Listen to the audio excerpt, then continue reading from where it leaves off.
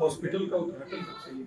तो मुझे लगता है कि जब किसी आरोग्यता से संबंधित चीज का उद्घाटन हो तो मुझे लगता है सन्यासी को जाना चाहिए। और हमारा परिवार है, डॉक्टर परवीन जी का परिवार हमारा परिवार है, तो आने का उद्देश्य यही था कि सम्मिलित हो और शुभ में सम्मिलित हो। स्वामी जी, केंद्र सरकार के यूजीसी बिल पे क्या मानना है आपका? यूथ इससे कैसे प्रभावित? मैं समझता हूँ कि बच्चों को मन का सच्चा कहा जाता है और तकरीबन पिछले 1150 दिनों से जातिवाद के विरुद्ध एक युद्ध कर कर हम लोग भिक्षा यात्रा कर रहे हैं। मैं समझता हूँ कि इस तरह का बिल या इस तरह का विचार मुझे नहीं लगता कि जो हिंदुत्व के पुरोधा हैं उनका होगा। कुछ अधिकारीगण होते हैं जो किस विचार से बिल ड्राफ्ट करते हैं, मगर मैं समझता हूँ कि पुनर्विचार सरकार को कर कर इसको समाप्त करना चाहिए, क्योंकि बच्चों के मन में ही अगर जो हम इस तरह का जातिवाद का भाव पैदा कर देंगे जो उचित नहीं है और होना नहीं चाहिए। मैं ऐसा समझता हूँ बच्चों के मन में तो एकता की भावना होनी चाहिए, संगठित होने की भावना होनी चाहिए। और ये तो यूथ है, करोड़ों की तादाद में यूथ है, और अगर किसी 100-200 शिकायतों से हम लोग इस तरह का बिल लाए, मुझे लगता है वो उचित नहीं, सरकार को पुनर्विचार करना चाहिए। इसका विरोध भी जारी है महाराज जी, कुछ लोग जो है बीजेपी भी छोड़ रहे हैं। नहीं, मैं ये नहीं कहूँगा कि देखिए विरोध लोगों का अपने अपने तरीके से हो। मैं एक सन्यासी हूँ और मेरा कहने का अपना एक तरीका भी है, और मैं समझता हूँ कि मेरा भाव यही कहता है। हम लोग पीएम को हिंदुत्व का पुरोधा समझते हैं, हम लोग सीएम को हिंदुत्व का पुरोधा समझते हैं, और मैं 100% नहीं 110% श्योर हूँ, शायद उनके ये संज्ञान में भी ना हो इस तरीके का जो एक मेलाफाइड इंटेंशन से बनाया गया एक ये ड्राफ्ट है। मैं समझता हूँ कि सरकार इस पर पुनर्विचार करेगी। स्वामी जी, बटोगे तो कटोगे एक बहुत जबरदस्त तरीके से ट्रेंड हो रहा है। नेता प्रतिपक्ष ने कल बड़ा बयान दे दिया कि हम सनातनी है, सनातन हम। हाँ, तो 100% है। आप सनातनी है, सनातन आपका है, इसमें कोई दो मत नहीं। अब कम से कम ये तय होगा कि 2015 में गणेश चौक पर कोई गणेश विसर्जन पर शंकराचार्य पिटेगा नहीं। अब किसी शंकराचार्य के साथ अभद्रता नहीं होगी, और मुझे लगता है होनी भी नहीं चाहिए। चाहे हम लोग कहीं पर भी हो, चाहे वो प्रयाग हो चाहे कहीं हो, हम सब लोग एक है, संगठित है, और सनातन सभी पक्ष विपक्ष का है। भाई मैं समझता हूँ कि हिंदू तो हर जगह है ना, सपा में भी, बसपा में भी, तेदेपा में भी, कांग्रेस में भी, सब जगह हिंदू ही तो है। और अगर हिंदू ही विभाजित हो गया तो हम लोगों के पास बचेगा क्या? और कहा यही जाता है कि जिसे तलवार से काट नहीं सकते तो उन्हें जातियों में बांट दीजिए।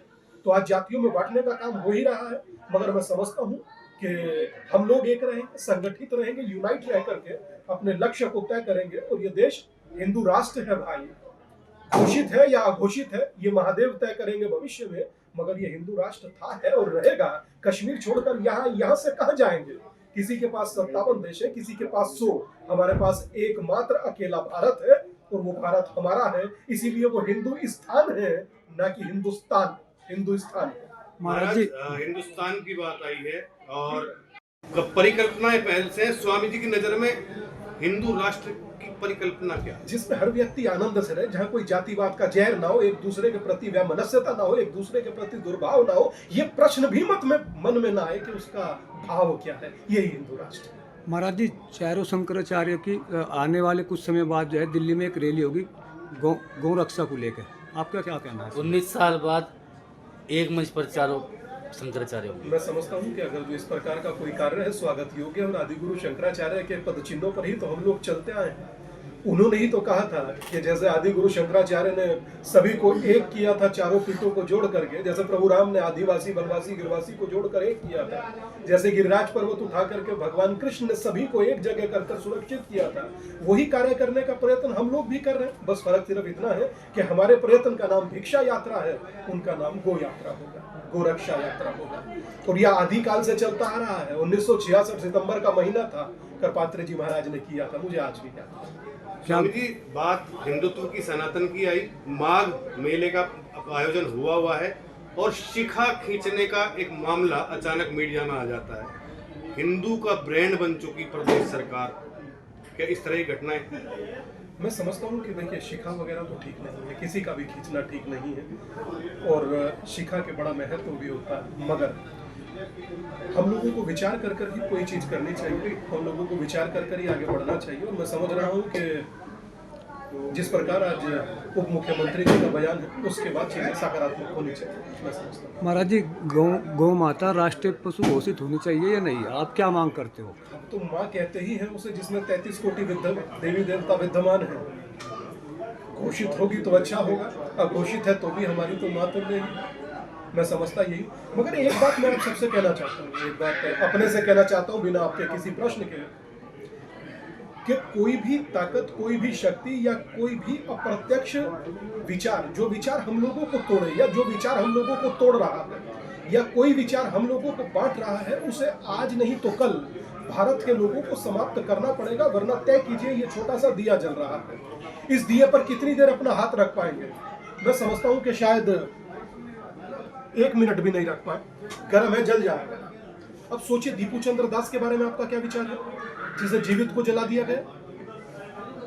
कल्पना कीजिए, 1150 दिनों से मैं यात्रा कर रहा हूं, लगातार हिंदू सम्मेलन संघ कर रहा है, उसके बाद भी अगर हम लोग विभाजित हो जाएं तो ये आने वाले कल के लिए बेहद भयानक चेतावनी होगी। आज विभाजित होने की जरूरत नहीं, संगठित होकर डटने की जरूरत है, जिसमें मुझे लगता है भारत का प्रत्येक हिंदू बढ़ चढ़कर सम्मिलित हो रहा है। जनसंख्या का भी इसमें रोल रहेगा। अब ये कहा जा रहा है कि बच्चे ज्यादा पैदा किए जाएं, हिंदू जो नेता हैं या उस तरह की विचारधारा के लोग हैं, इसमें आपका क्या मानना है? देखिए, मैं समझता हूँ कि इस पर मैंने आज तक कोई विचार वगैरह रखा नहीं है। जीवन आप लोगों का है, जैसा आप जीवन जीना चाहिए जिए, मगर इतना तय मानिए कि ये देश सनातन का है, भारत का है, राम का है और ये सदा राम का ही रहेगा। आप अपने आंकड़ों में घटते हिंदुओं के उसकी बात करते हैं, इसीलिए सवाल किया।